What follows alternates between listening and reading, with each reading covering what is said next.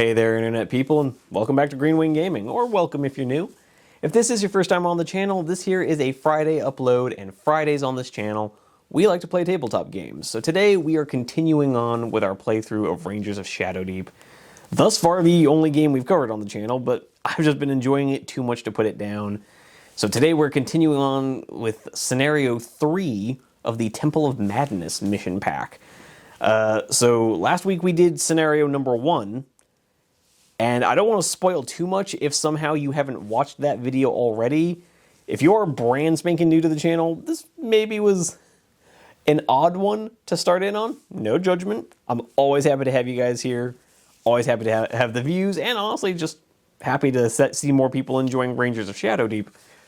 But this is kind of an odd one to start in on. At the very least, I would suggest jumping back to episode 27, so you can at least start at the beginning of this mission pack. But anyways, if you want to keep watching, you're more than welcome. But mild spoilers, because of how that scenario ended, of the particular way we escaped that scenario, the mission pack actually just said, go to mission 3, because of the particular exit we used from that scenario. So we've had to skip over scenario 2. I'm hoping that maybe scenario 3 will somehow give us a path to go back to scenario 2, because it feels a little weird to just jump over an entire scenario and not give you guys that experience. But I'm also not going to just explicitly ignore the path of the mission. The exit we used said proceed to scenario 3, so that's what we're doing. I've gone ahead and set up the table for it, and it's gonna be an interesting one. I have a feeling this is gonna be a very quick video, one way or the other. It's either gonna be a complete disaster or a triumphant victory with not much room in between. That's just a prediction. But like the whole thing takes place on just a 24 by 24 inch board, which might be the smallest, or at least one of the smallest game boards we've had in all of the mission packs. So that was a little unexpected, but it is, on the other hand, going to be somewhat enemy dense. Maybe not at first, which is actually kind of a problem. If there's like a lot of enemies up front, I can just okay, I need to get super aggressive and just let the dice fall where they may. But this one's like, it starts out somewhat enemy dense, but has potential to, at least the potential to get very aggressive very quickly. So we'll have to see how I make this one work. But anyways, I think it's going to be a fairly short video either way. But before we get into it, I would just like to give you guys a reminder that this channel is still very young. We're coming up on the 1-year anniversary, and we have not even cracked 100 subscribers, which, doesn't feel great. But honestly, we're here for the fun times. We're not here to make it big. A wargaming channel is pretty much never going to hit like the recommended page on YouTube, but whatever. All the same, I would really appreciate it if you guys could maybe consider hitting the like button, consider subscribing, even clicking on the video. You've already done me a huge favor, but the farther you watch into it, the more viewed hours I get, the better the channel does. So I would really appreciate it. But yeah, other than that, obligatory once per episode reminder to maybe leave a comment down below. That one isn't because of like engagement reasons. Again, I remain unconvinced that comments actually do anything for engagement, but I like hearing from you guys. It's been a lot of fun getting to hear from some more wargamers, and some of you guys have actually become like regular commenters, which is really cool. Never thought I would have like regular interactions with people in the YouTube comment section, so that's been a lot of fun. But with all the shameless self-promotion out the way, we're playing Scenario 3 of Temple of Madness, so let's just get into it. Alright guys, as usual, before we get into looking at the table and whatnot, thought I'd start off with reading the little lore blurb at the beginning of the scenario. This one's a little strange because it actually doesn't start off with lore. It just says, before reading this, choose one heroic figure to make either a survival or perception roll. So we're just going to go ahead and have Tywin make the survival roll. For those of you not familiar, Tywin is our ranger, the kind of main hero of our party. He has a perception of plus 11 somehow. I mean, I say somehow. He's a level 13 ranger. That's how. We've been playing him since the beginning. So so he's got a perception of 11, so he just needs to roll a 5 or better to pass this. Good thing, too, because he's rolled a 6. Plus 11 becomes 17. So we have passed our perception roll, and a successful C note 168. So let's find out what note 168 is.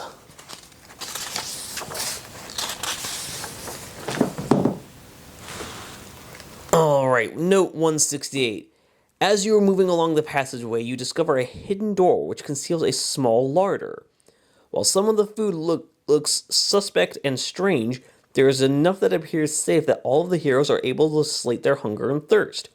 The heroes are no longer suffering from hunger and thirst. In addition, all figures gain back 1 point of health if they were below their normal starting health. Gain 3 XP.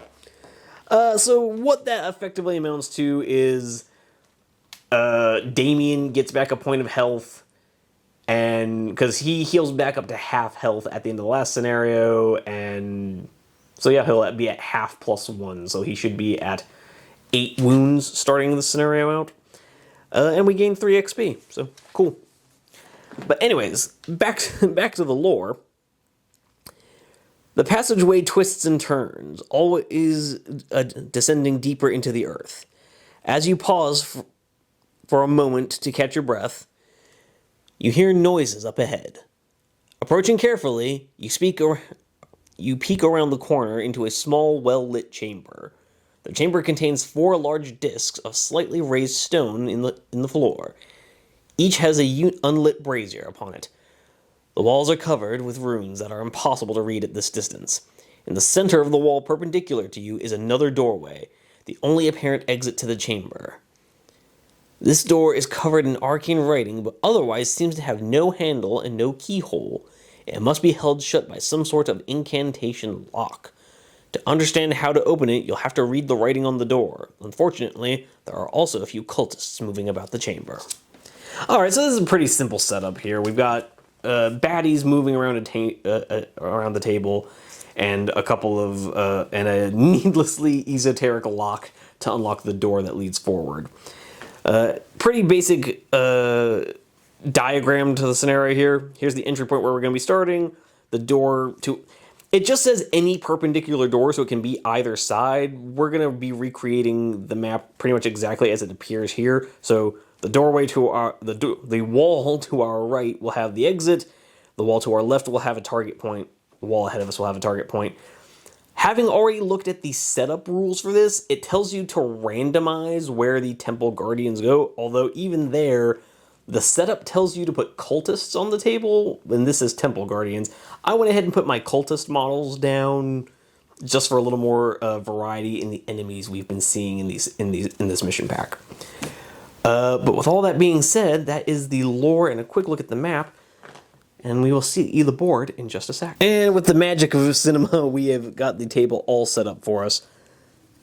Right here, we've got our entry point, which I'm actually considering just moving this central piece away so you guys can see the minis a little better, because otherwise we kind of have to come over here at this weird side angle. But yes, we have our usual party. We've got Tywin with his shield up front, being flanked by Lady Gwyneth on the far side, and Bryn, the tracker, on the near side, who will actually be able to make decent use of his musket in this game.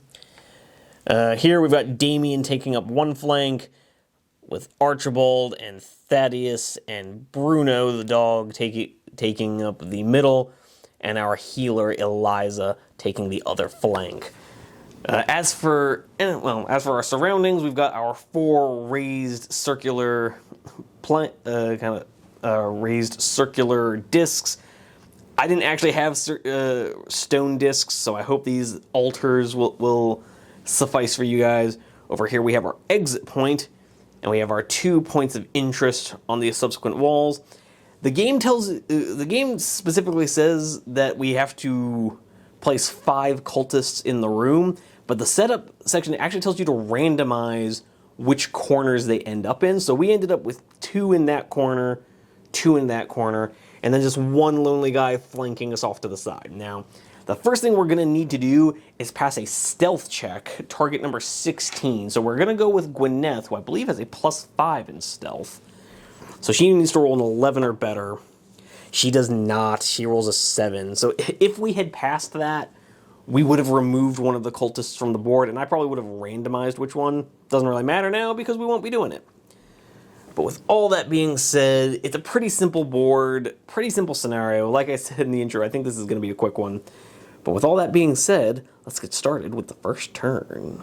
Alright guys, here we go into Ranger phase of turn 1. But before we get too far into that, one thing I forgot to mention as I was looking through the rule set is that the various these raised stone daises that are taking up the center of the room are all supposed to have a number assigned to them, either 3, 5, 7, or 9. Now, I did some rolling off camera to randomize it, and it just kind of ended up this way, but 3 is going to be the one closest to us, 9 is going to be off to the side, 7 is going to be the farthest away, and 5 is closest to the exit door.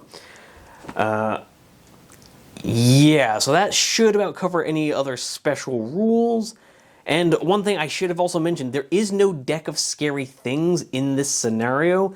However, this scenario does have what's called the Incantation Lock Encounter table, where basically at the end of every turn I'm going to roll a d20, and whatever we roll has this particular result. So we'll have to see what that has in store for us. So it's kind of like the deck of scary things, except it's only bad stuff. No good things, only bad.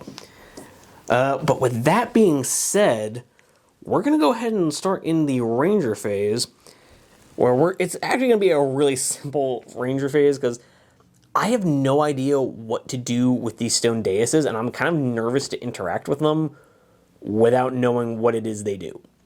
So with that being said, there's a couple things to do. First, we need to interact with that exit doorway to try and read the runes on it and see what the hell all this does.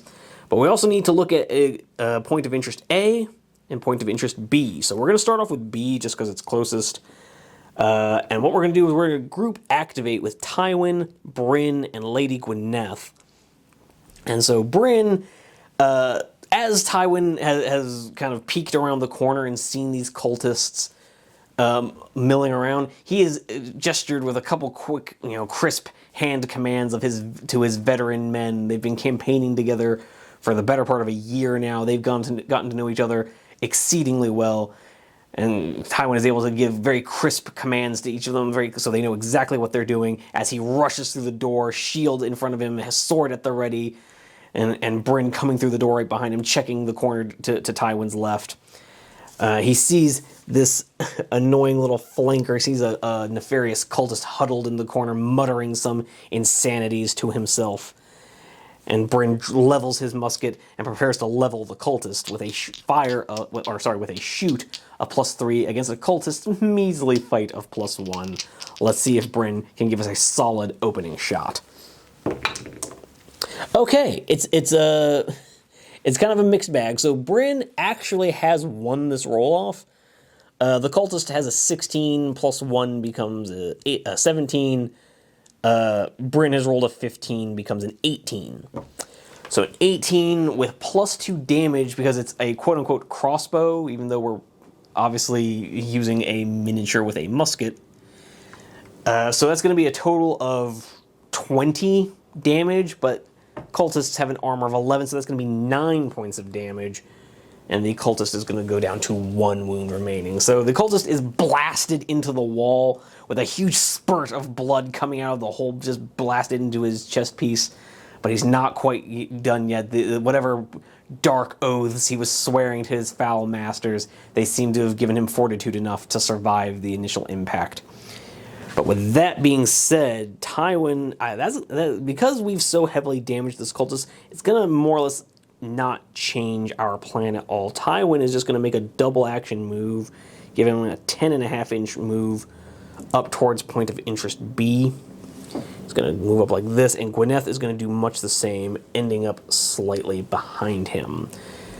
But with that being said, Bryn, his second action is just going to be to reload that musket, as he knows that his shot connected, but he's not quite sure it was enough, so he is frantically slapping home another shot hoping to either finish the job or otherwise cover his companions, who he has admittedly just partially deafened by firing a black powder weapon in an underground enclosed room.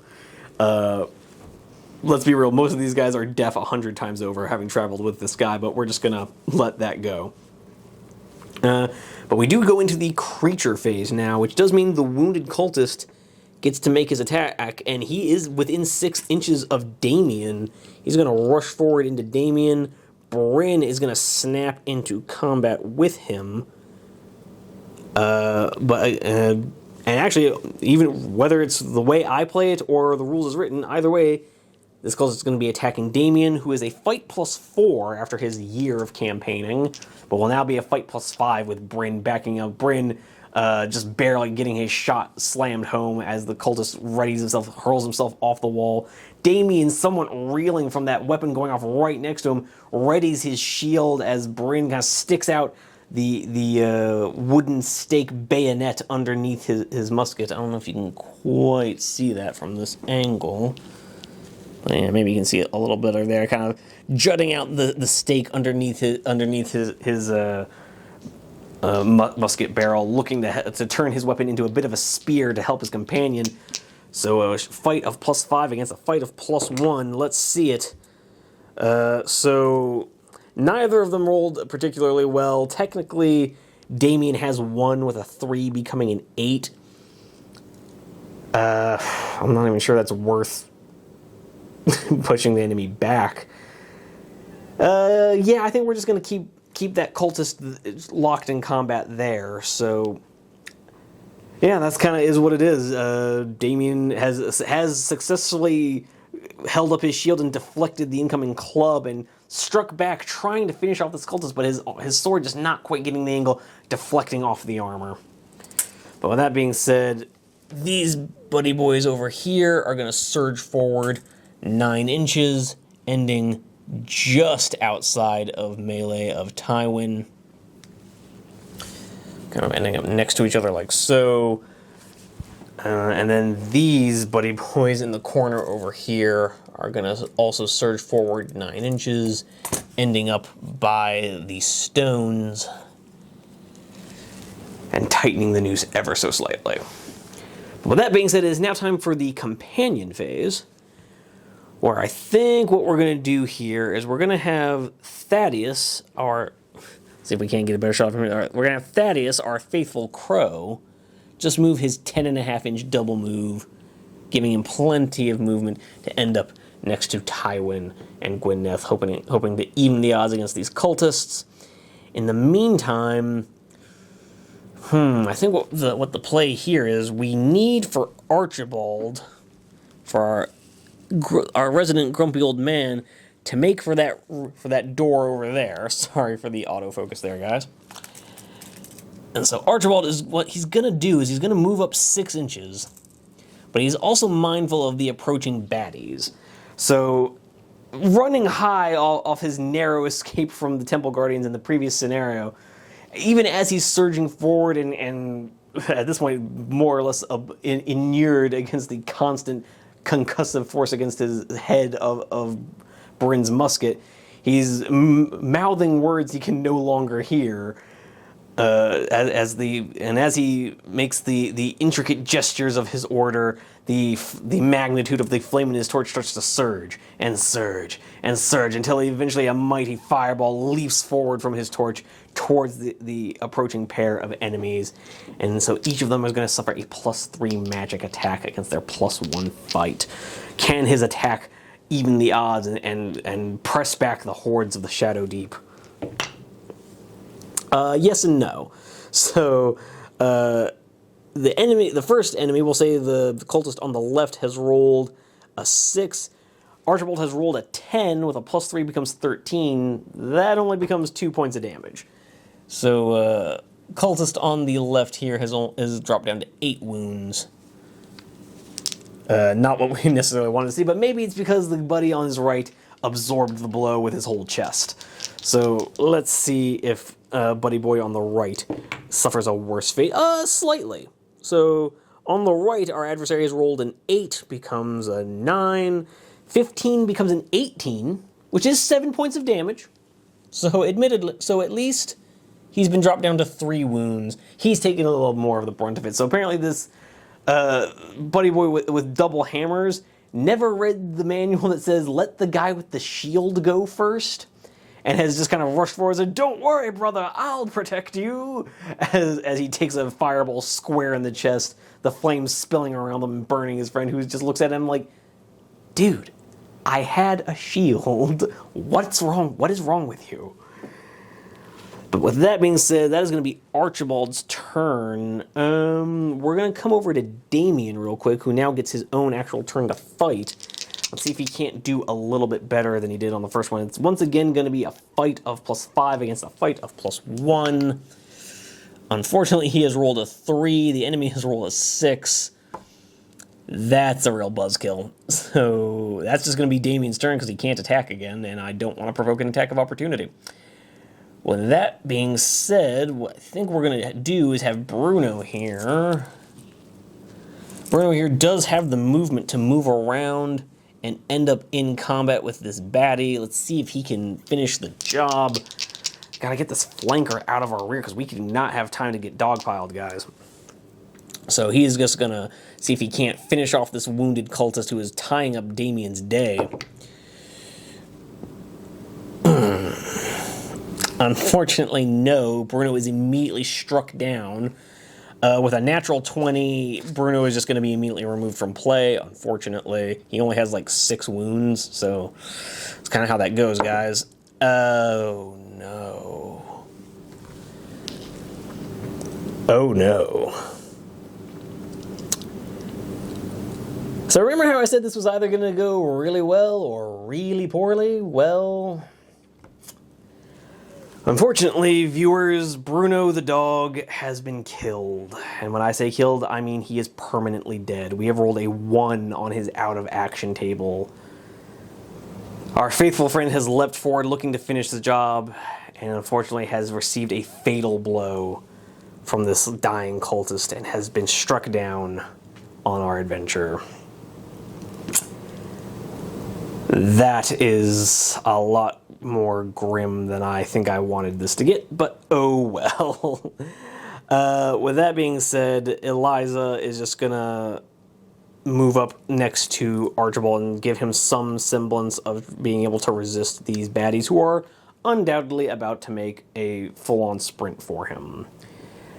With that being said, it's time to roll a d20 for our random encounter. Sorry if I seem a little bummed out.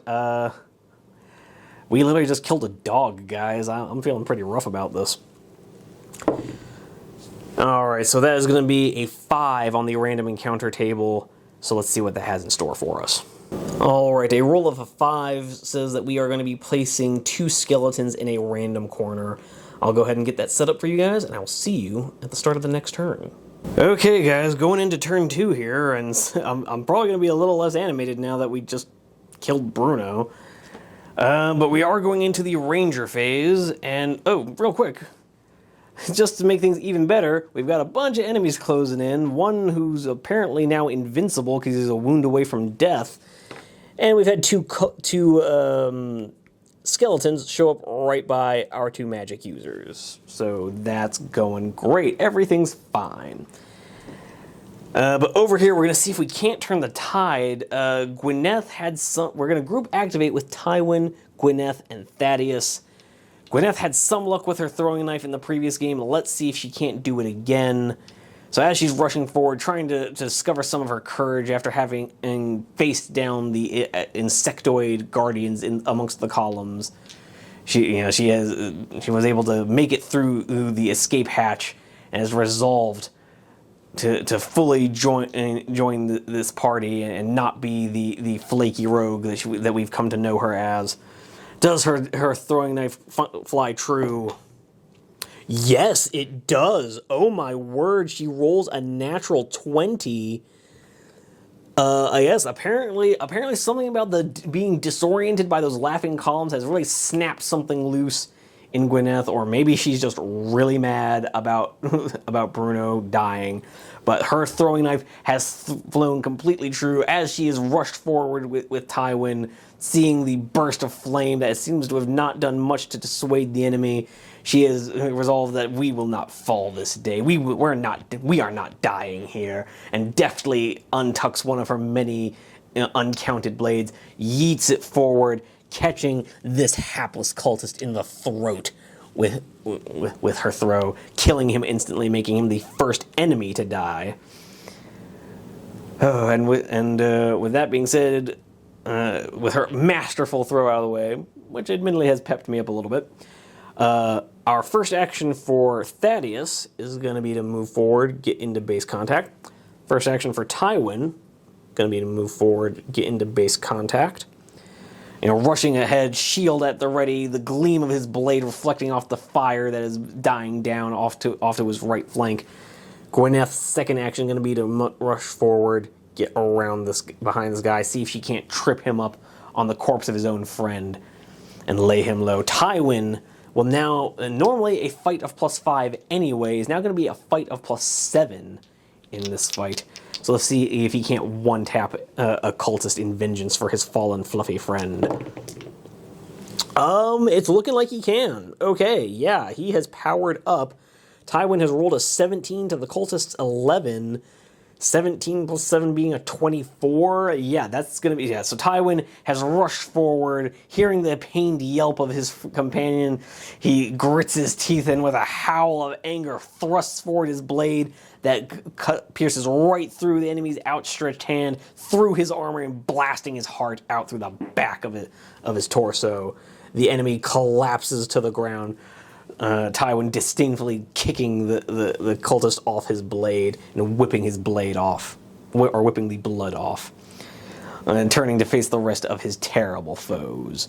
Thaddeus, I'm going to go ahead and say Thaddeus is not able to investigate this, because looking at the setup rules, it's supposed to be an armory roll for investigation marker B, so we're just going to go ahead and say he can't make an armory check. He's a crow.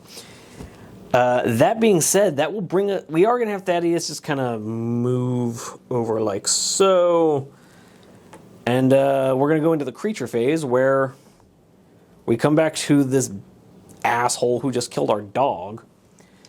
It's going to be a fight of... He's going to be attacking Damien, as Damien has the lowest number of wounds, but Damien is also going to be a fight of +5 with a gang up bonus from Bryn. See if these two morons can't pull themselves together a little bit. Against the cultist's +1 fight. Apparently not. The cultist has rolled another natural 20. Fantastic. That's 21 minus Damien's armor of 12. That's going to be 9 points of damage. Damien has been taken out of action. Fortunately, Damien has rolled a 20 on his out of action result and will make a full recovery. But unfortunately, Damien is now off the table. This might not go our way, guys. I'm just going to be real with you. So, our cultist over here is going to make a double action move, getting into base contact with Archibald. Our third cultist doesn't quite have the movement to get there, is going to fall just short, like so. These two skeletons are probably going to have the range to get into combat, so yeah, they both have to double move to do it, but they are now in base contact, both in base contact with Eliza. Things are looking a little grim, guys. But going into the companion phase, we're gonna have, as Damien has been laid low by the same monstrous blow that killed Bruno, Bryn can only try to extend his bayonet and fell this maddened cultist on 1 wound. He's only got a fight of +1 against the cultist's fight of +1, so let's see how this goes for him. And now, naturally, is when we come through. So, Bryn, now overwhelmed with guilt at having failed to kill the cultist that killed Bruno with his first shot, seeing Damien smashed against the wall and fall to the ground unconscious, Bryn lets out a howl of "No!"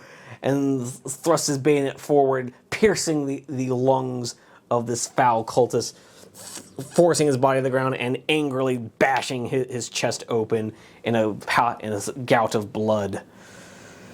But to no avail, his faithful animal friend is still no more. But with that, Bryn is at least going to turn and move 7 inches forward. Actually, no, that doesn't really do us much good. Yeah, he's going to come over here and at least relieve the gang up bonus that Eliza was about to take. Next, Archibald is now about to be in a fight. So Archibald is only a fight of +1 after all this time.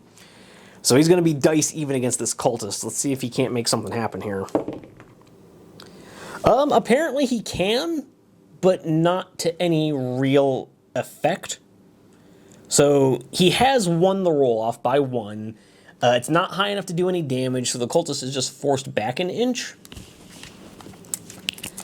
But then we are going to come around and have, for his second action, Archibald is just going to come around his inches, and hearing Eliza's shriek of panic as a pair of undead come towards her, he manages to lash out with his torch at the wounded cultist, kicking him back and rushing forward to aid Eliza in her fight against the undead. Eliza, with her fight of +0 right now, is now at least getting a gang up bonus against one of these skeletons. We're going to fight the skeleton with the spear right next to us. Let's see if she can't somehow make this work. Okay, so our cultist has rolled a 13, and Eliza has rolled a 14. Now, sorry, this is not against a cultist, this is against a skeleton who has a fight of +1, against her also having a fight of +1. So yeah, she's going to get a total of 15, doing 5 points of damage and driving that skeleton back out of combat. But with that being said, that is going to be Eliza's first action. What's her second action going to be? She's still locked in combat with this other skeleton, so she can't leave. Yeah, so she's just going to have to burn her second action and just kind of hang out.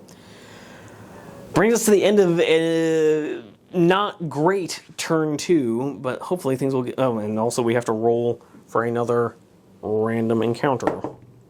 We've rolled a 2. That's going to be another 2 skeletons in a random corner. Let's find out which one is going to be in that corner. So I'll get that set up and get us on to the next turn. All right, going into turn 3 here. We're once again going to be group activating with Gwyneth and Thaddeus. We're going to start off with Gwyneth taking her first action, trying to investigate clue marker B. It's going to be a perception roll. She's only got a +2 in perception, I believe, and it requires a skill check of 16, so she needs to crank a 14 or better, and she doesn't, so she's going to have to use her second action trying to make that work. And she doesn't quite make it, so Gwyneth burns her turn trying to figure out the whatever this armory check is. Or that's the thing, no, she just needed a hard 16 because she doesn't have any armory. This is the armory check, not a perception check. Oh dear. Yeah, we're just gonna have Gwyneth hang out here and try to figure this out because we cannot have our best damage dealer stuck investigating this armory check. We just can't. So we're going to have Tywin pop the dash ability, and he's going to make a 9-inch move like so for his first action. And then his second action, I think, is going to be to just pop into combat with both of these cultists, looking to shield his magic users from harm. And as I am not willing to risk my buddy Thaddeus here on top of Bruno, we're just going to have him move his 9 inches behind these cultists to see if we can't figure something out for the subsequent turns. And this way he'll still be within 2 inches of Tywin to be able to try and group activate and get something going. But yeah, so Gwyneth is still stuck over there. Tywin has surged forward to these cultists. Thaddeus close behind him. Going into the creature phase, I guess we'll launch right into Tywin facing off. We'll start him off with the more wounded cultist. And he's going to be... the cultist will actually be a fight of +2 because it's got a gang up bonus, but Tywin is still a fight of +5, so he's probably got this. So Tywin has looked over, seen his 2 fallen companions, the rest of his party being ganged up on by a growing horde, as the bones of countless other sacrificed victims are reanimating to join their murderers in this fight. Tywin rushes forward, hoping to lay the cultists hoping to intercede on his party's behalf, only for the 2 wounded cultists to leap out at him from behind this raised dais. Tywin readying his shield and sword to fight them off. So, fight +2. Okay, so Tywin has rolled a 19. And the cultist has rolled a 12. So the 12 becomes a 14. Obviously, the 19 going to be more than enough to do 3 points of damage. So as this first cultist with the double hammers lunges out from behind this stone dais, Tywin doesn't even need to raise his shield. He just whips his sword down in a diagonal arc, slashing through this enemy's through a gap in the enemy's armor, just sending a gout of blood splattering as he severs this man's kind of the whole upper left side of his torso from the rest of his body. The other cultist with the shield, who doesn't understand why his companion won't just stay behind his shield, comes up in close behind. Tywin, not looking to make any friends here, as we now be fight +5 against fight +1. And apparently Tywin just did not have the angle. That first blow just driving a little bit too low. He is still able to angle his sword up to intercept the falling axe of the other cultist, but it isn't quite enough to do any damage, and he just sort of shield checks the cultist out of combat, like so. Moving on to the cultist in combat with Archibald and Eliza. It is going to end up fighting Eliza because she has fewer wounds just by virtue of not having been around as long. So she is going to have a fight +1 because she's getting a gang up bonus, but the skeleton also has a fight of +1. So the skeleton has won the combat, but didn't do it. But it has rolled a total of a 7. She has an armor of 11, so she's fine. And now this other skeleton, I actually don't know. Oh yeah, this skeleton is moderately hurt. Is going to go into Bryn, who still has his stake bayonet at the ready to deal with this oncoming foe. Does the skeleton... It's going to be dice even. Fight +1 against fight +1. So our skeleton has rolled a 5. Bryn has rolled a 6. He forces the skeleton out of combat, not that it really matters. And then our skeletons over here are just going to move up towards Tywin, like so. And yeah, things looking a little grim. So we're going to start off with Bryn here, and he's going to level his musket at the enemy who just attacked him. So as this skeleton with the spear has been bashed out of combat by Eliza, who then just narrowly deflects an incoming sword from the other skeleton as Archibald is flailing at his adversary to try and get him to buzz off. Bryn levels his musket at the injured skeleton that has just thrust it at him with a spear. And as Bryn is getting into this bayonet fight with a spear, he realizes, oh wait, I reloaded my musket. So he just kind of standing there, lets an evil, malicious grin spread across his face at the uncomprehending skeleton and pulls the trigger on his weapon. Shoot +3 against fight +1. Oh dear. And apparently the musket ball just flies right through the bones of the skeleton because Bryn here has rolled a 6 and the skeleton has rolled an 18. So yeah. Nothing doing. So Bryn is just going to now frantically reload his weapon as the skeleton does somewhat stumble back a bit from the blast of the weapon, but is otherwise unharmed.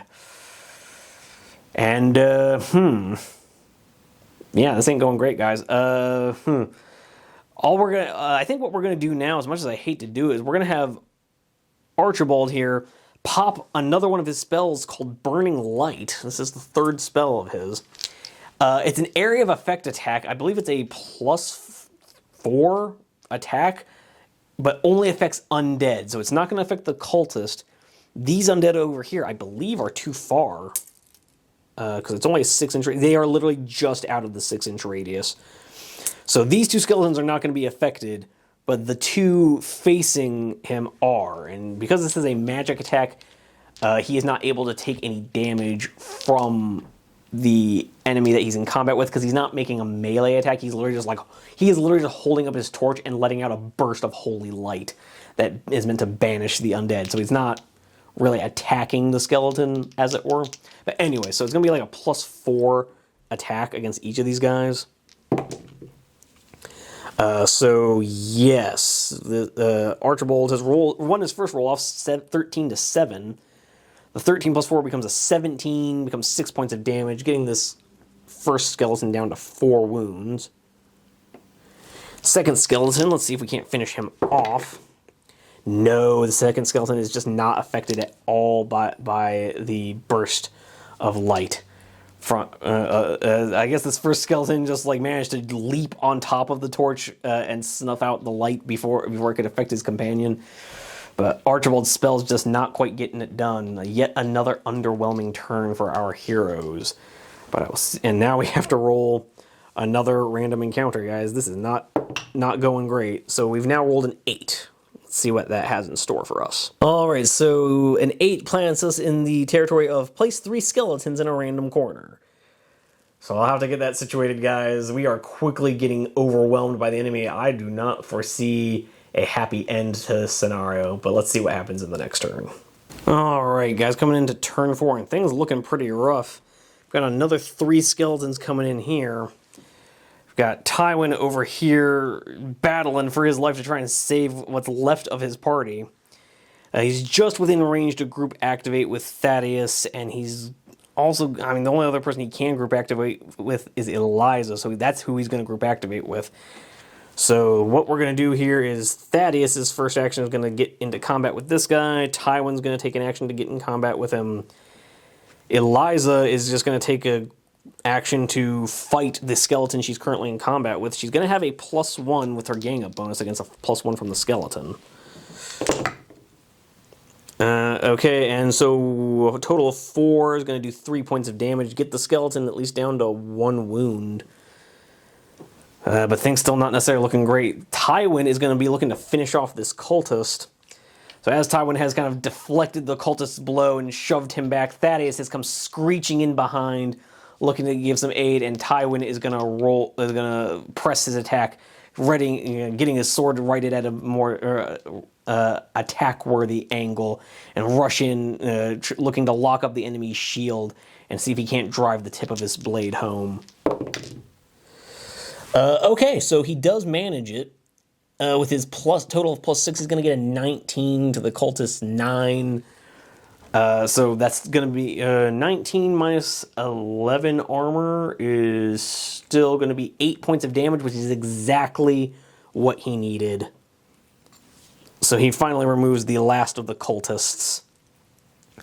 And he manages to shove the cultist onto the altar of the behind him, ramming his sword down and kind of slowly pressing the life out of the cultist as he drives his tip in, letting out the cultist's lifeblood. But with that being said, Eliza's going to have to burn her second action because she's still locked in combat. And with all that being said, Thaddeus, I think we're just going to have Thaddeus go hang out by the door. Because he can't really... No, we're not going to do that. Instead, we're going to have him go hang out with... Oh, we'll actually have him stay here with Tywin, because Tywin's about to get jumped on by some skeletons. So going into the creature phase, the skeleton that is slowly but surely getting battered down by our two mages in melee is going to take a swing at Eliza, because she has the lower wound count. Oh, but apparently the luck of the skeletons is fading.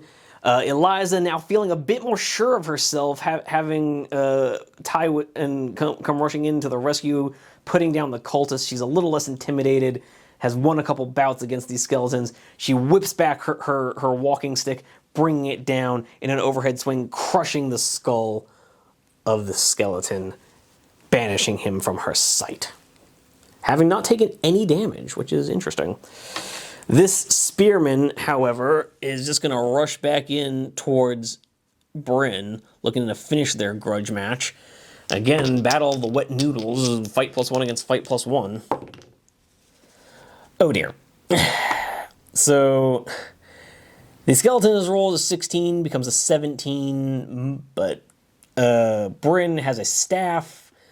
That's what we count his musket as in combat, so he is going to reduce the damage by 1, so that becomes a 16 damage, minus his 11 armor. He takes 5 damage, down to 7 wounds. Oh dear, but that is a hefty thrust from the spear that has slipped through his defenses and left a pretty noticeable wound on him. This is not looking great, guys. So this skeleton over here is now going to rush Tywin from behind. Tywin, who has just finished, remember, murdering a cultist on this altar, is then going to turn and face the skeleton who rushes in. And Thaddeus, and he's only able to detect the incoming skeleton because Thaddeus lets out a warning caw. Tywin twisting to face the incoming skeletal foe as Thaddeus leaps forward to help distract its nefarious weapons.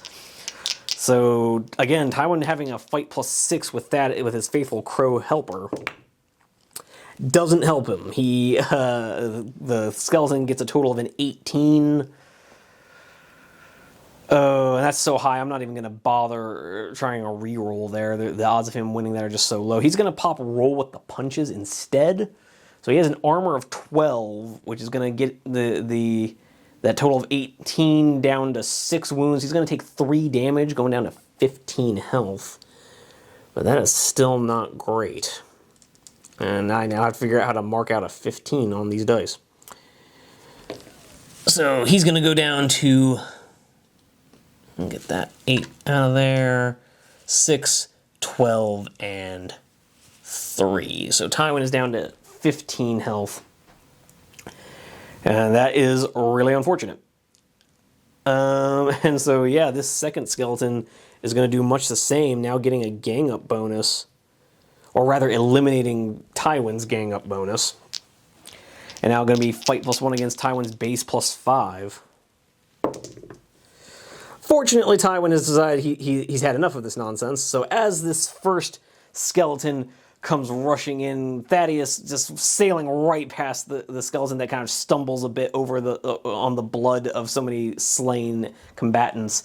Thaddeus angling right by, and Tywin just angling his sword at just the wrong moment to catch a blow from the skeleton's sword.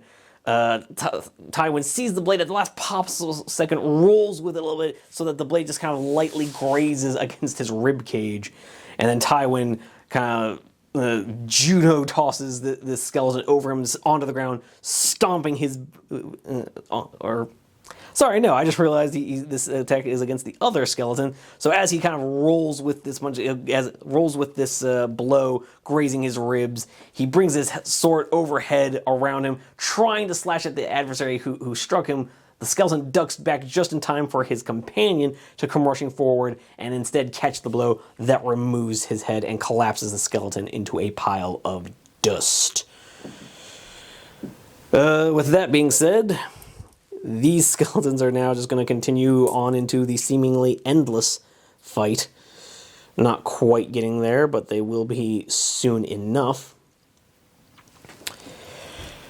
All right, so let's see what we can do here. Going into the companion phase, Archibald here is going to make for the door. We need to find out what that door says, so he rushes up to it. And allow me to consult what the tome has to say. Reaching the exit door, he spends his second action to read the runes, and so we must look at note 268.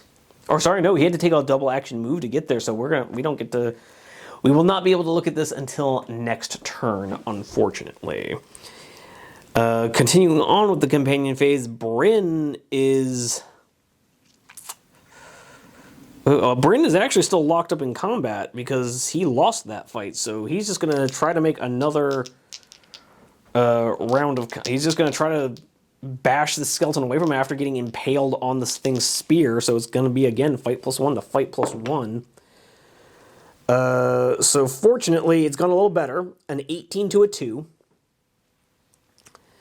Bryn gets a +1 to this because of just how long he's been on this campaign. He's leveled up enough to get a +1 to his fight, but his 19 goes back down to an 18 because while his staff does reduce incoming damage by 1, it also reduces his melee damage by 1, as like the buttstock of his musket is just really not designed for melee combat.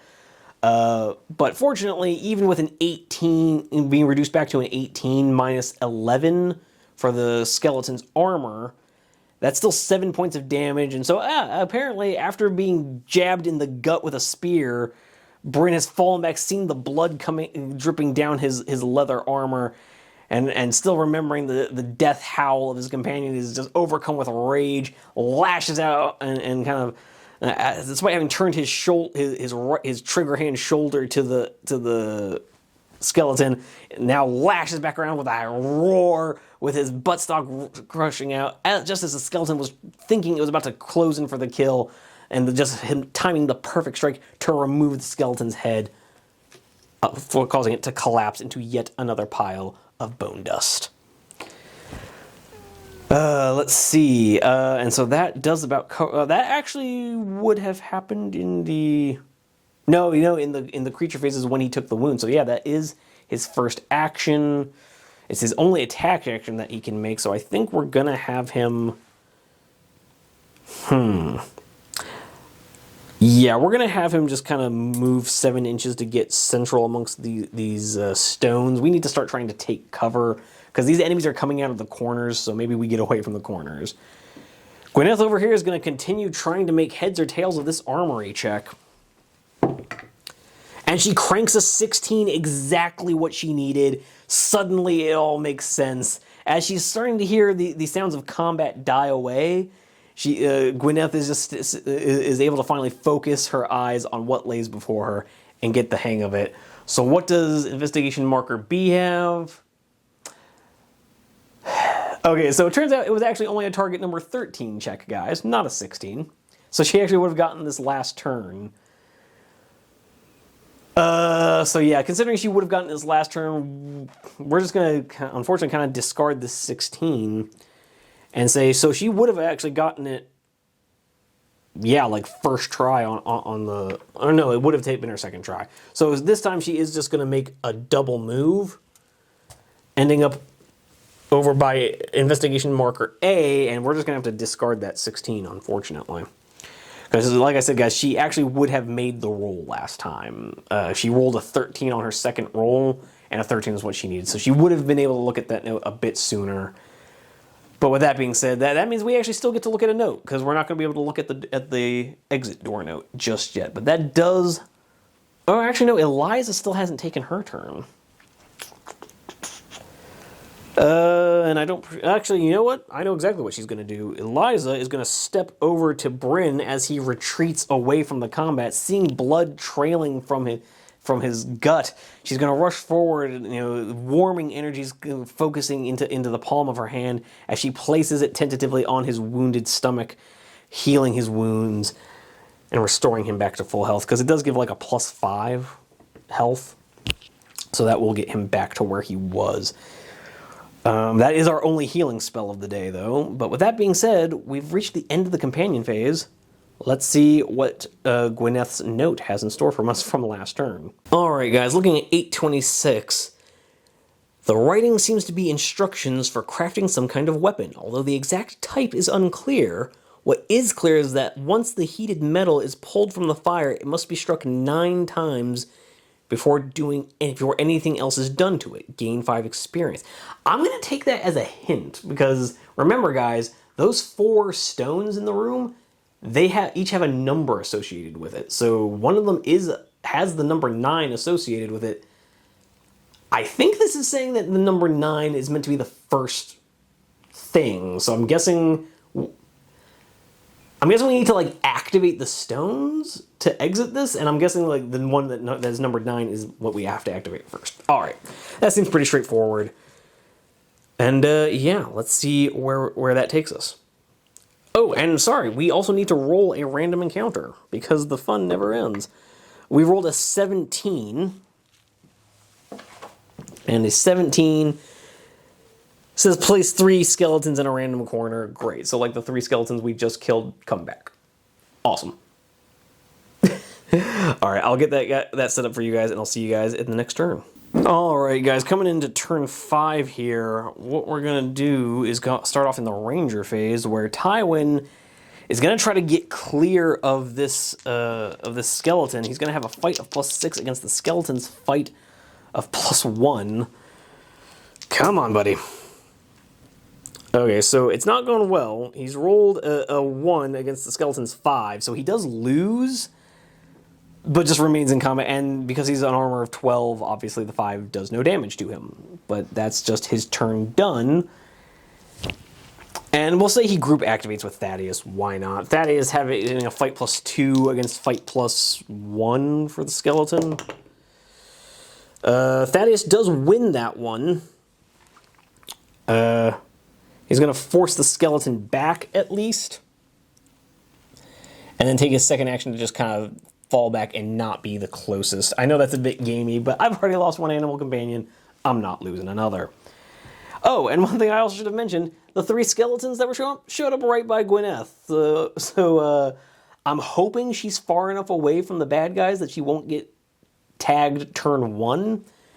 But looking at the rules for this marker, she needs to make an ancient lore check of 14. She has no ancient lore, so she's just going to need to crank a 14. But with that being said, that's going to end our Ranger phase, because Thaddeus was the only one close enough to activate, so that skeleton that just got forced back, guess what? He's back on in.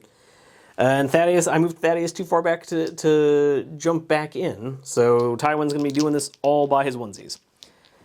Fight +5 against fight +1. So Tywin has, again, not rolled impressively. Only rolling a 10, going up to a 15 against a 12 becomes a 13, so he does win at least. And I think we have to go ahead and pop his heroic ability called Deadly Blow to do another 3 points of damage. Is that going to matter? He's only doing 4 points of damage. So yeah, no, there's no point in popping it. So he's just going to do 4 points of damage to the skeleton and force it back. Yeah, so the skeleton had to take one action to get into combat, and then took another action to fight. So the skeleton, as the skeleton rushed forward, did Tywin some damage. Thaddeus managed to help him force the skeleton back. The skeleton came rushing back in to try and do Tywin another harm, but Tywin just shield checks it back, seeing this horde of skeletons coming towards him, embracing his shield at the ready, trying to steady his breath for what he knows is about to be a flurry of blows. So this skeleton here is going to take 1 action to get in combat, and an action to fight. So again, fight +5 for Tywin against fight +1 for the skeleton, as Tywin just is standing there, shield out the ready, having just shoved off the previous skeleton. Okay, and Tywin rolls a 17. He seems to be remembering that, hey, I'm a master swordsman. I know how to do this. So that's going to be 22 points of damage, which goes to 11 points of damage after the armor, still enough to kill the skeleton.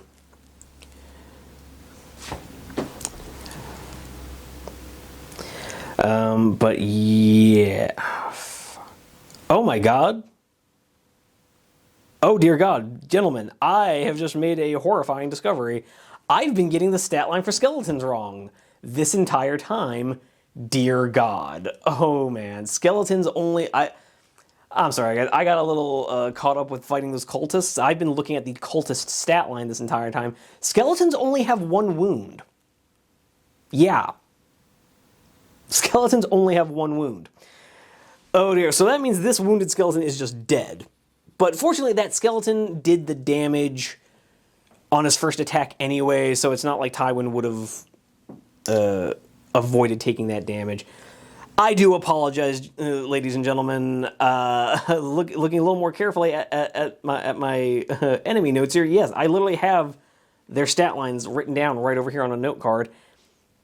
I don't know how I missed that, guys. I apologize. I don't think it's made too much of a difference. I think maybe Bryn wouldn't have been wounded.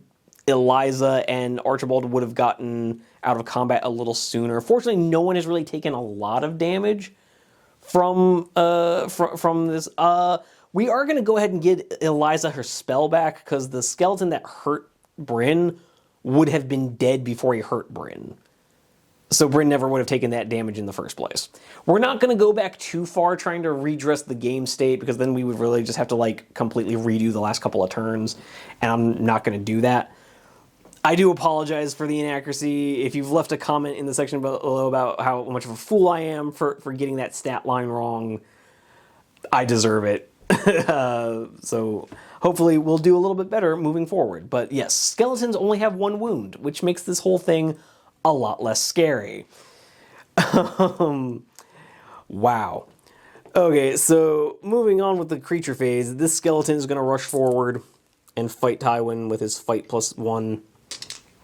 Tywin with his fight +5. So now, instead of facing down a horde, Tywin has just successfully deleted a couple cultists, or a couple skeletons, and has rolled a 19 on his attack roll to the skeleton's 5. So he just bashes down the first skeleton, bashes down the second one. As the third one comes in, bashes that one down too. And in comes another skeleton looking to see if it can't do it a little bit better. Let's see if Tywin's got the energy in him for a fourth contender. With a +5 getting him to 13, no. He is going to take 2 points of damage, down to 13. So see, okay, like I said, it wouldn't have actually changed too much them having only one wound. So Tywin's still taking a little bit of damage. So as Tywin has shield checked back the first one, causing it to collapse to the ground, dropped one hammer blow with his sword, reeled back, managed to drop another hammer blow with his sword, crushing a third skeleton, and as his energy just kind of left him, the last skeleton rushed forward with his scythe held at the ready, and Tywin just barely gets his sword up to stop it from being a death blow, but still the tip of the scythe drops into his shoulder, eliciting a grimace of pain. Over here, as Gwyneth is attempting to study the point of interest over here, she is hearing these scrabbling of more bones reanimating, and she is just outside of 9 inches. So this skeleton is going to rush forward, literally just outside of her engagement range. She's not going to snap into combat with them. They are actually a little bit closer even than that. So they're more like this. They are just outside of base contact with her. So she is going to make one attempt at trying to pass this 14 ancient lore roll. And she cranks it. Apparently Gwyneth has truly found herself on this adventure. She has fully embraced her reluctant companionship with these people. They've been with her for a year now. This is the longest companionship she has had in her adult life. She will not let them down. She is feeling a need to avenge her fate, that dog that she kept outwardly claiming was just a dumb mutt, but that she loved dearly. She will not let his death be for nothing. And then she frantically runs away 7 inches, saying, "Get the hell away from me, you filthy skeletons." But yeah, let's take a look at what that means. So she does need to take a look at note 638. That being said, we are going to have Eliza. Eliza is instead of having healed Bryn, because again she wouldn't have needed to, she's just going to step back and use her healing spell on Tywin instead, giving him 5 health, popping him back up to full health. Look at that. Look at that, guys. I remembered it just in time for it to be able to fix it and make it relevant. There we go. So Eliza's going to take one action to step back, a second action to heal Tywin as he's under threat. She doesn't feel like she can do much about the skeleton, but instead rushes back, places a healing hand on Tywin as he feels a surge of energy flow through him, and he's able to force the scythe back as the wound literally sealing as the scythe leaves his body. In the meantime, Bryn here is just going to level his musket at the trio of skeletons going after Gwyneth and fire off a shot. Shoot +3 against fight +1. And he rolls a 15 compared to a 6. Going to be more than enough to blast apart the nearest skeleton. Bryn, seeing that these baddies aren't quite as tough as he managed to convince himself they were, notes a distinct note of satisfaction in his soul as he hears bones clattering to the ground through the smoke and hate and roar of his musket, handily reloading his weapon, feeling much more at ease. Archibald over here is going to take a look at the rune door, which, looking at this, means we now have to look at note 268. Alright, so we've got a pair of notes to read, and realistically, Archibald's just going to use his second action to move back over this way to help Gwyneth resist the oncoming tide. And with that, we will take a look at our notes that need to be read in just a sec. Alright guys, we're going to go ahead and look at note 268. Now, just so you remember, this is the note that Archibald found by successfully inspecting the exit door that we need to leave through. So, this is what the note said on what we have determined from reading the runes on the door. The door is held shut by an incantation lock. To open the door, the braziers on each of the arcane discs must be lit, and the 3 command words spoken in the proper order. To light a brazier, a figure must move onto an arcane disc, spend an action, and make a survival roll target number 6. If the roll is successful, the brazier is lit and will remain so for the rest of the game. Figures may attempt this roll as many times as they wish. At the end of any turn in which the players have 3 or more braziers lit, they may attempt to speak the command words. Essentially, they must choose 3 numbers corresponding to arcane discs that have lit braziers. So if they have braziers lit on arcane discs 3, 7, and 9, they could select 379, 973, or 739, etc.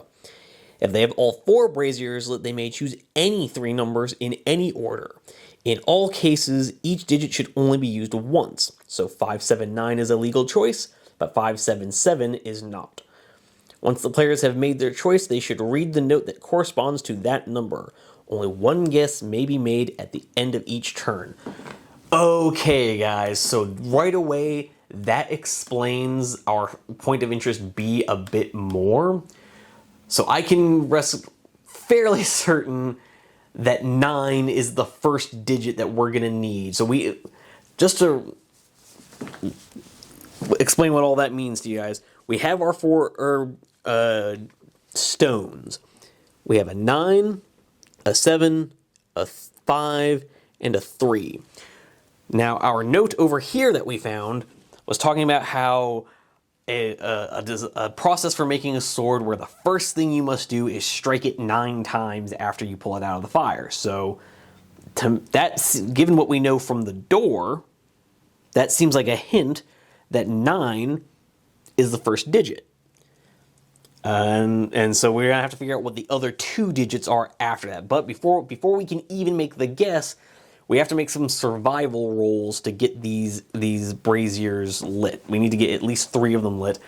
But before we jump into doing any of that, let's go ahead and look at the other note that Gwyneth over here found when she was looking over at Point of Interest A. And so we're going to need to look at note 638.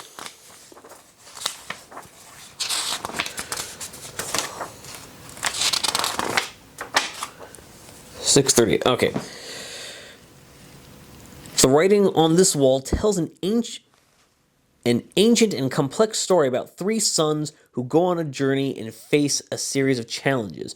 During every challenge, the 3rd son is always in the middle. Gain 3 experience points. Okay, so... Alright, so 9 has to be the first digit, and this seems like a hint that 3 is supposed to be the middle digit. So 9-3 something. So it's either 937 or 935.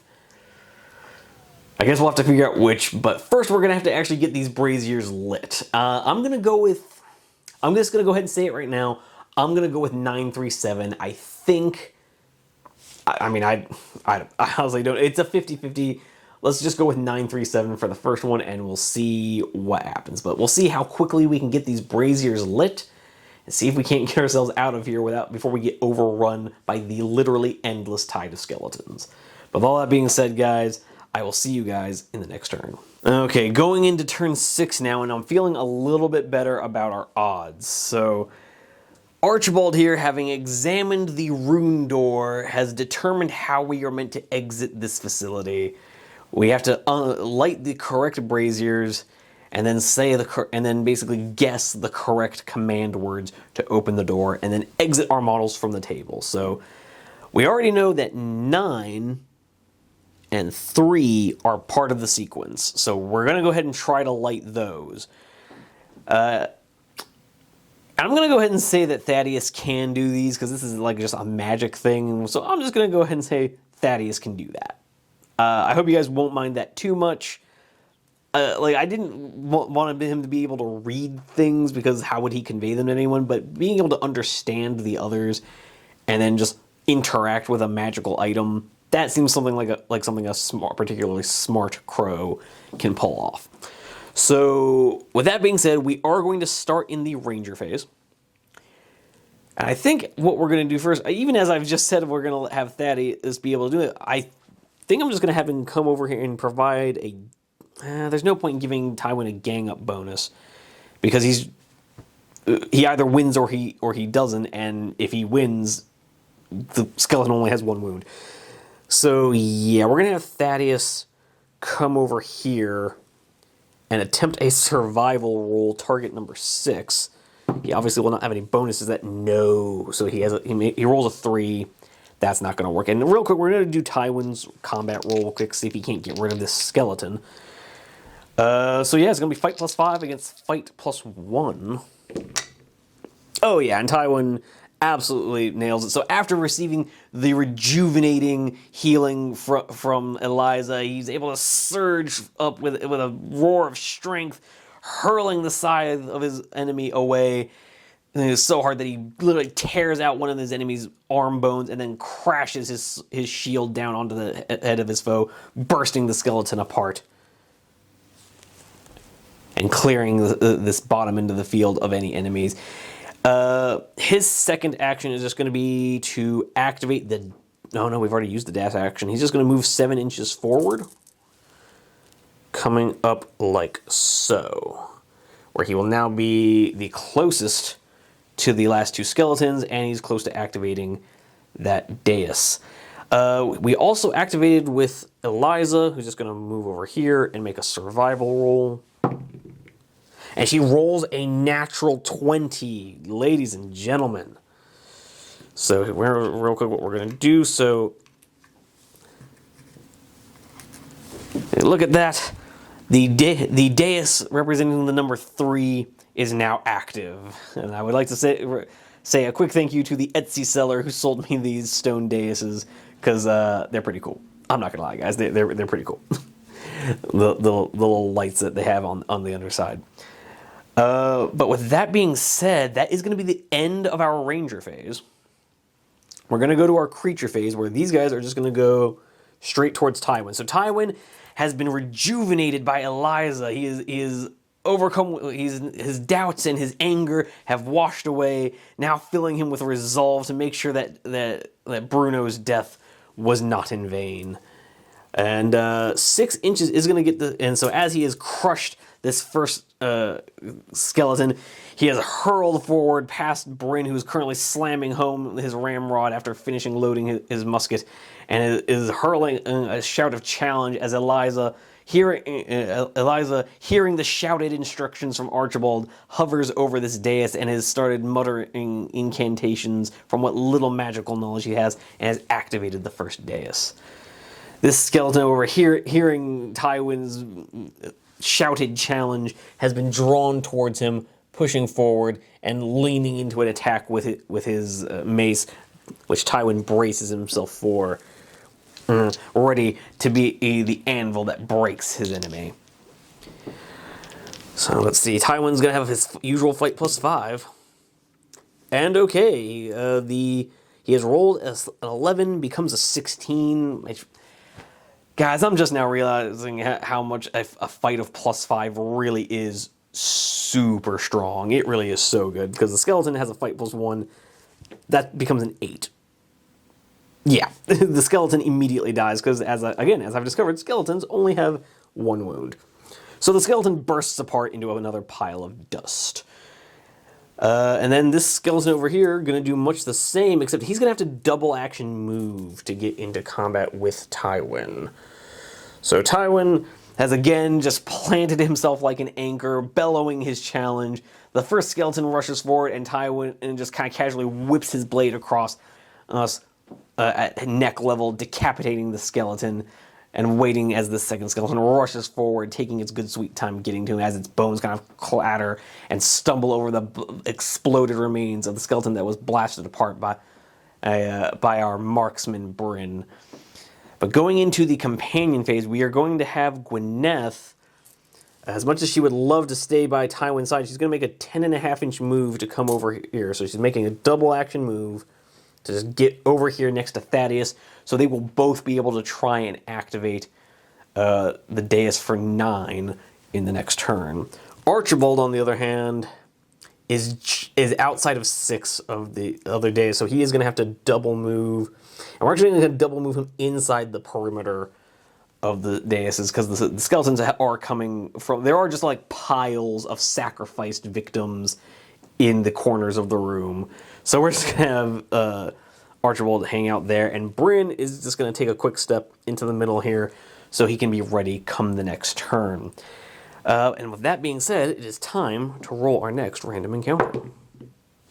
A 7, we already know what that does. That's going to be another 3 skeletons showing up, but which corner is it going to be in? For the record, this is corner number 1, 2, 3, and 4. On a d4, we roll a 4, so it's going to be 3 skeletons showing up over here.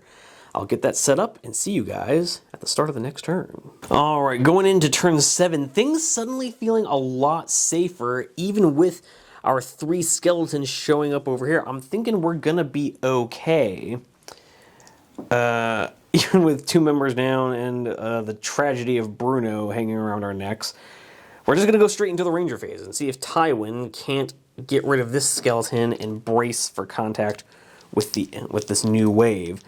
So Tywin has absorbed the charge of this spearman. Can he deflect the spear to the side and banish this foul creature? He can with a natural 20. Again, after decapitating the last skeleton, he doesn't even need his sword. He just, Captain America chucks his shield at this other skeleton, bashing it apart as it collapses to the ground. His shield's still embedded in its ribs. So as it collapses to his feet, he just pulls the shield out of his defeated foe, turns, and moves 7 inches toward, as Eliza lets out a shriek, he comes and rushes back towards this end of the table, ready to absorb another wave, which is what is going to happen right about now. So they are just outside 9 inches of Tywin. Going to end up like so. You could argue that Eliza is equidistant for some of these, but the move remains the same. They still move 9 inches forward, and that's the creature phase. So Eliza is now just going to... Well, actually, let's start with Archibald to see if he can't pass his survival roll of 6. I don't think he has any levels in survival. No, he rolls a 2. Can he get it on the second try? He can with a 16. So we now have... Oh, I seem to have lost the light in this one, so never mind. Well, we'll just use this one instead. Excuse me, guys. There's a little bit of inside baseball happening here. And that light doesn't seem to be working, so that's fantastic. Okay, so unfortunately the lights on these things have decided to fail me. That sucks, but oh well. Coming over here, we're going to have... But all we need to remember is that the braziers for 3 and 7 are now lit. But Archibald has used both of his actions to light that brazier. Eliza is just going to make a 9-inch double move for the door. Because I have a feeling we're going to be getting to the end of this pretty soon, and I want to try and get to the door. Over here, we're going to start off with Thaddeus using his first action to try and activate this dais. And he rolls a 17. The beacons are lit. Gondor calls for aid, or in this case, Alador calls for aid. And sure enough, this light actually wants to work. So the dais for the number 9... I swear to God, I'm starting to think, the way I'm referring to these, I'm starting to think that the Count from Sesame Street is the one who designed this trap. So, but the dais is for 3 and 9 are both lit now, as is the number for 7. And so remember, guys, at the start, point of interest B tells us that 9 goes first. Point of interest A says that 3 goes in the middle. I'm betting on 7 being our final number. So we're going to guess 937. That'll be what we check at the end of the turn.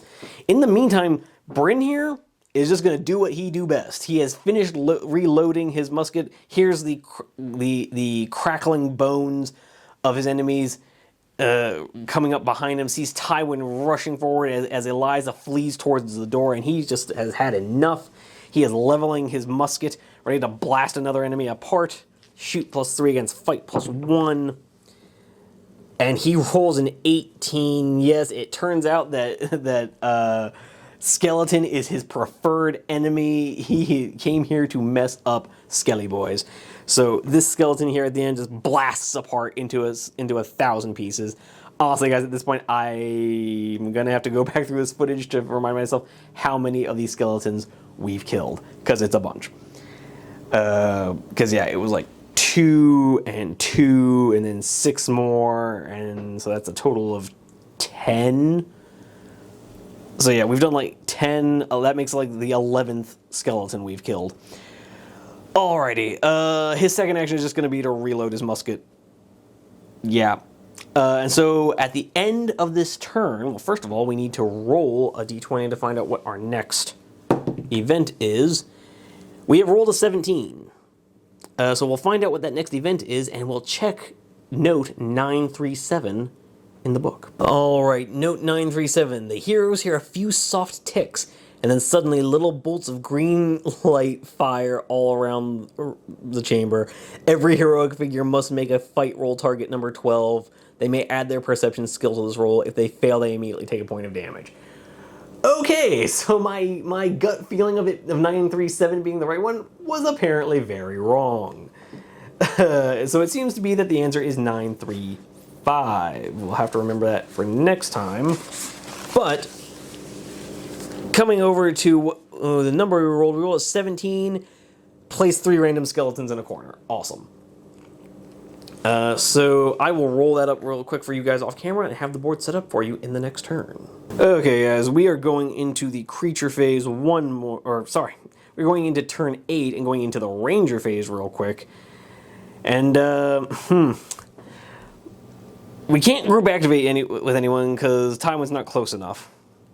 Fortunately, the only person who's going to get into combat is Tywin, so I think, as much as it's against my every impulse to do this, what he's going to do is come over here. Oh, sorry, first we need to make our fight rolls to resolve the note from last time. So Tywin auto-passes, because he has a perception of 11 and a fight of 5, so he auto-passes. Bryn only has a fight of +1 and like a perception of 2, so he's only got a 3, needs to roll a 9 or better. No, he doesn't. Bryn takes a wound. Thaddeus here might get taken out of action here. He has a fight of +1 and a perception of 5, so... Oh, but he rolls a 13, so even if he had none of those things, he'd be fine. Gwyneth has a perception of 5, fight of 1, rolls a 4, takes 1 damage anyway. Archibald, I don't think has any perception and a fight of +1, and rolls a 1, he takes point of damage. Okay, Eliza, fight of +0, and rolls a 19, so naturally she's fine. Okay, so Archibald, Bryn, and Gwyneth are all going to take points of damage. That out of the way. Coming back to Tywin, he's going to move into contact with this last brazier. And Yeah, he's just going to pop his focus ability to auto pass the survival check. So this dais is now active, and that's his turn. And so in the creature phase, this skeleton is going to... So as the first skeleton is blasted apart, Archibald utters the first attempt at the command words, gets the pronunciation just a little bit wrong on the last word, sends a bolt of light casting out from the dais he's at, hurting himself, Bryn, and Gwyneth, and yelling at Tywin, "Tywin, we need the last brazier!" And so Tywin, always the team player, moves his last stand back up to the brazier and activates it. The skeletons that he was facing off with slowly, robotically arcing after him in the world's slowest high-speed chase. So the first skeleton catches up with him just as he has successfully tossed a flint, taken a flint and stone to the brazier, activating it. He whips around just in time to try and intercept the descending mace of this skeleton. See if he can't keep himself. Let's see if he can't keep himself safe here. Fight +5 against fight +1. No, he does lose, but fortunately he has armor of 12, so he's fine. It's literally exactly enough to absorb the damage. Unfortunately, the next skeleton is going to do the exact same thing with a fight of +2. So now Tywin is going to be stuck with in a fight +3 against fight +2, or fight +5 against fight +2. But this time he rolls a 14, and the skeleton rolls a 9. Skeleton's final score is 11. His final score is 19. The second skeleton explodes. So basically, Tywin whips around after lighting the brazier just in time to absorb the first mace on his shield, and then deflects the shield into the chest of the other oncoming skeleton, bursting it apart. And yeah, that's going to bring us to the end of the creature phase. And because we now have all 4 of the braziers lit, we're just going to beat feet out of here. Oh, sorry, we have to move these skeletons forward 9 more inches. And unfortunately, Gwyneth is going to get caught by one of them. A double act move from this skeleton does get him within 9 of Gwyneth. The other 2 ending up just out. And so, yes, that does leave us with a bit of an issue. So going into the companion phase, Archibald here is going to use his final spell slot to try and blast one of these skeletons with a magic bolt. He is so done with these constantly reforming skeletal remains. Extends his hand as he mutters the unknowable words of some alien intelligence as arcane eldritch energy arcs its way down his arm, bursting forth to strike it out at the nearest skeleton. He's going to have a shoot +4 against fight +1. But it's not enough. The bolt flies wide. He rolls a total of a 7 against the skeleton's 7. So that arcane energy just blasts into the ceiling, doing no damage. And Bryn just looks at him saying, "Really? Really?" And levels his not that anyone can hear him with all the shots Bryn has been busting out. But Bryn levels his musket at the nearest skeleton, looking to see if he can't do a bit better. Archibald, after his failure, is going to look at Bryn ashamed and then run away 6 inches. Bryn is going to level his musket, yelling at Archibald to flee, and "I'll cover you!" and blasts once more with his musket, with his handy boomstick, rolling a total of a 6 to the skeleton's 11. Apparently, we've discovered another invincible skeleton, which is not great news for us. But Bryn is, much as he hates to do, he's going to have to abandon Gwyneth, going 7 inches to end up right next to Archibald here. Gwyneth here is going to try and fend off the skeleton. It's going to be dice even. She has rolled a 1 to the skeleton's 14. We're going to Hand of Fate this real quick. This is another one of Tywin's heroic abilities. He gets a once per game reroll. And she rolls a natural 20. The Hand of Fate is indeed with Gwyneth as this first skeleton comes rattling towards her as she's recovering from the blinding burst of energy that has left a bit of a singeing scar across her cheek. She lashes out with her sword, and just as it seems, or I guess she doesn't have her sword, so she lashes out with a dagger, and just when it seems it's gonna miss entirely, she just gets that last little bit of reach with it, and bursts her dagger through the skull of the skeleton, scattering its remains across the floor, and she is now going to take a 7-inch move back towards this table edge. And Thaddeus is just gonna say, caw-caw, motherfucker, and dip. And just go hang out by Eliza. Now, with that being said, that does bring us to the end of the companion phase. We now know, we basically know at this point, that the combination to get out of here is 935. It literally has to be. There is no other choice. But we'll go check the note just to make sure. And with that being said, that does bring us to the end of the turn. So we have to find out what our random event is. It's a 2, so that's going to be 2 skeletons showing up in a random corner. And it's going to be corner 2, so it's going to be up there. So I will get those placed in just a moment, and I'll see you guys when we look at the note. Okay, looking at note 935. With a sound like the soft tinkle of bells, the exit door vanishes, leaving an open passageway behind.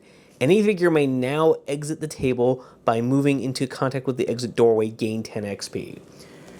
Okay, so we've gained a total of 21 XP from these notes. And it's looking like we might be able to get out of here in the next turn. We'll just have to see. It might be one more turn after that, but then we should be okay. But I'll see you guys at the start of the next turn. Alright, coming into turn 9 here, and looking at the board, I was mistaken about this one being a quick battle, guys. I took one look at this smaller game space and thought it was going to be a simple one. It has been anything but. But we are going to group activate with Gwyneth and Tywin. Tywin is going to take his first action to just try and fight his way out of combat with this skeleton. So he's going to have a fight of +5 against a fight of +1. And somehow lose that fight and take 4 points of damage. Because the skeleton gets a total of 16, his armor is 12. He goes down to 14 wounds. Awesome. And I guess I should be marking that these other guys have taken damage, but Gwyneth is about to say, nope, nope, nope, and run off the table. So Gwyneth has run off the table, and maybe she is still somewhat the rogue we took her for. And so now it is going to be the creature phase, and we're going to start with the skeleton in base contact with Tywin, who is going. So as Tywin has burst out the chest of the other skeleton, he lashes out with his shield arm, looking to bash away the skeleton, only to have the shield bounce off the enemy and strike himself in the face, causing a fairly serious gash across his forehead. But now the skeleton is looking to bring down his mace on the impudent human. But in this case, the skeleton has only rolled a 6. And Tywin has rolled himself a 10, becomes a 15, does a point of damage, and explodes the skeleton. So as Tywin kind of bounces his shield back into his face, causing some damage, he then lashes out he is able to right himself and just surge forward, tackling this skeleton to the ground and bashing it apart with his bare hands. But going into the rest of the creature phase, unfortunately, this skeleton is going to be able to double action move and get in with Bryn. Will the other skeleton be able to as well? Yes, unfortunately, they are both going to be able to double action move. You can get into Bryn here.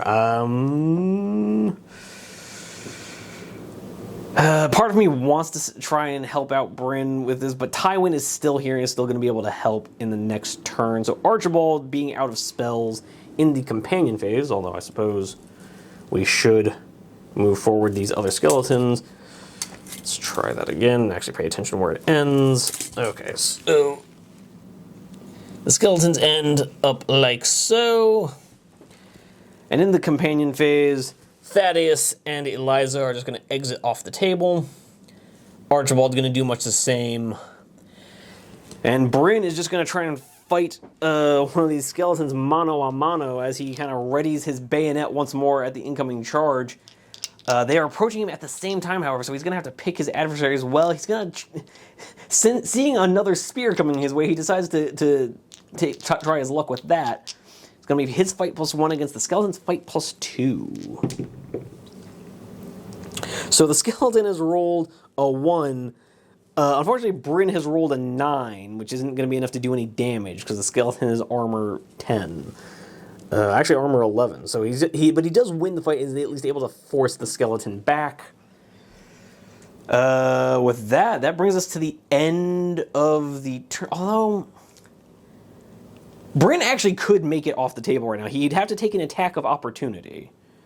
But I honestly think that might be the better move here. We're up to like, so we were at 11, 12, 13. We've killed like 13 skeletons. Bryn is within moving distance of getting it. I think we're just going to risk the melee attack. I think we're just going to risk the attack of opportunity. Crucially here, we've actually never seen an attack of opportunity before. Basically, Bryn still rolls. Bearing in mind he is at 12 wounds, because I still forgot to mark up his wounds. He cannot do any damage here. He is not able to cause damage from an attack of opportunity. He can only hope to negate damage from the enemy. So it's going to be fight +1 against fight +1. Unfortunately, the skeleton does get in a parting blow. As Bryn sees these skeletons coming in, he manages to kind of like elbow bash the spearman away from him, but in doing so and turning to flee, this second skeleton has lashed out with a sword, catching Bryn full in the back and drawing blood, rolling a total of a 17 minus Bryn's armor of 11. He's going to cause 6 wounds. Bryn will be down to 6 wounds for this, but he does get off the table alive. And we really don't need to roll what happens next, because no matter what happens next, I've looked at what the other things are. It's all skeletons of some variety, starting off in different corners. Tywin's going to get to act first no matter what, so we really don't even need to go into turn 10. Tywin just starts off the next turn, runs off the board. Just takes a double action move, runs off the board, and the rune door of this eternal skeleton combat slams home behind them as they carry on down the corridor. Now short one companion, our fluffy friend, who will join us no more. And honestly, we're not going to be looking in great shape. Damien is going to be starting off. I'm going to have him starting off at half wounds. I know he rolled full recovery, but I'm kind of taking that from the Burning Light mission pack, where if you were removed from play mid-mission, you come back with at most half wounds. So that's what we're going to do for Damien. He's going to be coming back at half wounds. Bryn is only going to be coming back at 9 wounds. Tywin will be at... he only took 4 damage there at the end, so he'll be back at 17 wounds. But yeah, that was a tough loss, losing Bruno. We had him for a good long while, so it's going to be rough trying to recover from that. But we are on to the final scenario. We have bested the Temple of Madness thus far. Let's see. We'll have to find out what happens to us in the final scenario next week. But until then, I'm going to tally up some experience, guys. I hope you've enjoyed watching this scenario. I certainly enjoyed filming it, especially with my little light-up props that I brought to show and tell. But with any of that, I'll tally up some XP, and I'll see you guys in the outro. All right, ladies and gentlemen, there we have it. Another game of Rangers of Shadowdeep in the bag. This one was a little rougher than the last one. And if I'm being honest, I'm surprised at the emotional response I'm having at losing Bruno. I mean, he's a metal figurine. He's not a real dog, but it still does kind of sting. I mean, we've had Bruno, at least theoretically, since episode 4, when we arrived at Tor Varden. We've had him for a while. Mind you, he sat out a bunch of missions. We didn't take him down into the Shadowdeep. He wasn't there for Incinerator or Blood Moon. I don't even think he went to Burning Light.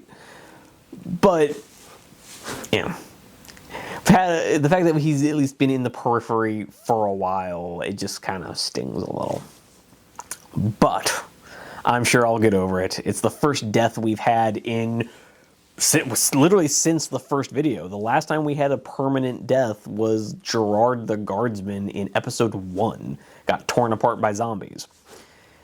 This time we had a dog get smacked down with a club from a cultist. So that's a little more intense. To me, is a little more intense. But then again, I'm a dog lover, and considering I actually lost a pet not too long ago, that might be informing why I'm taking this one a little harder. But this scenario in general is just a bit harder. I don't know about you guys. I spent a good chunk of the scenario not really understanding what I was doing. It was one of those things where by trying to be clever, I think I actually made the situation harder for myself.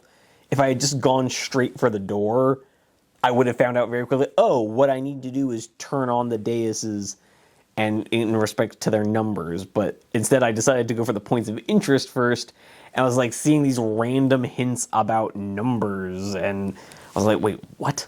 I'm not a complete basket case. I was able to put 2 and 2 together. Oh, this one mentions the number 9. That probably has to do with the dais, numbered 9. This one mentions the number 3. Probably has to do with the dais with the number 3. Like, that was not too difficult to put together. But yeah, until we actually got to the door, I didn't really know what the hell we were doing. Particularly not the make a survival check on the daises. But yeah, that one could have gone a whole other way. We were like a few key dice rolls from like a total party wipe.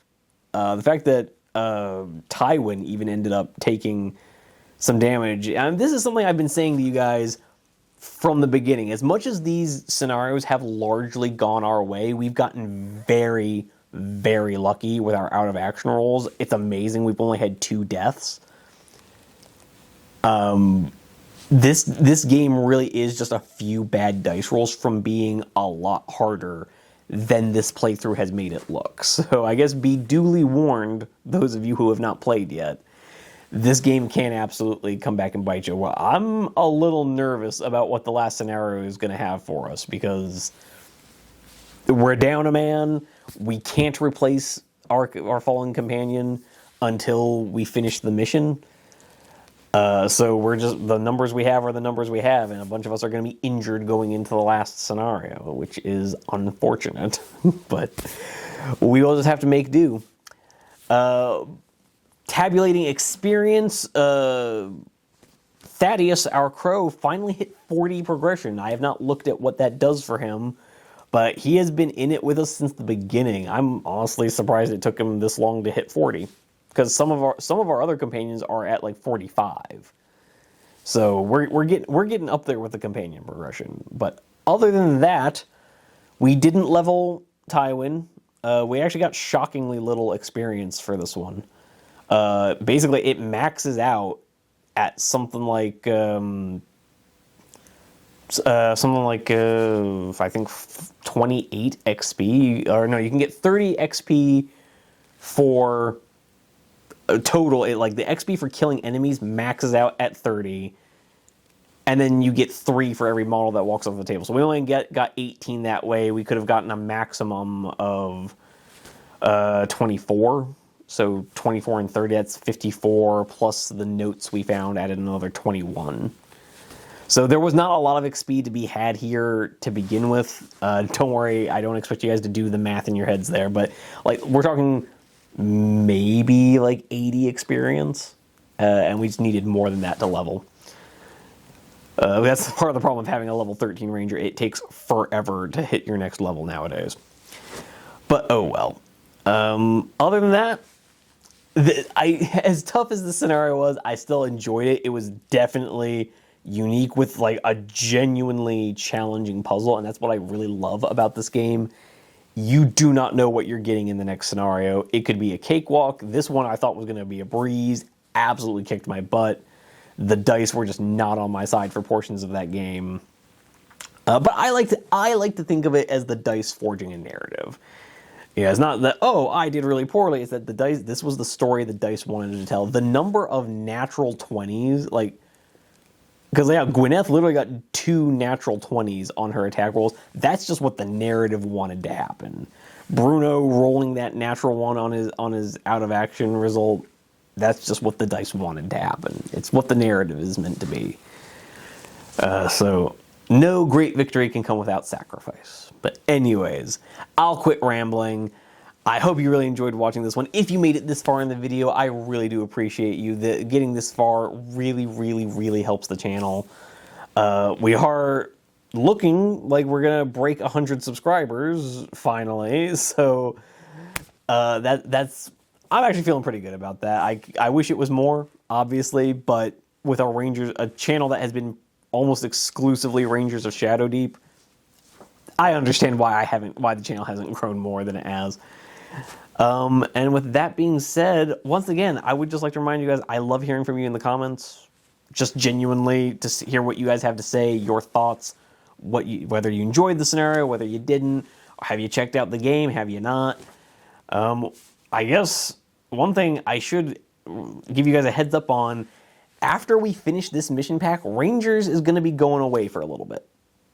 I'm sorry to say, there's only one more scenario or one more mission pack after this one, and I don't have like any of the terrain for it. And it's going to cost like at least like $1,000 to get the terrain I need for that last mission pack, because it's like a desert mission pack. So I would like to hear from you guys, any thoughts you have about other games you might like to see on the channel. Off the top of my head, I'm probably going to go with Warhammer the Old World, just because I have a bunch of medieval terrain and I have an Old World army. And I have a bunch of friends who play. But other than that, yeah, I appreciate you watching. I would love to see you guys in the comments down below. I would love to see you guys over on some of our other videos. But in the meantime, happy wargaming. Onward to glory!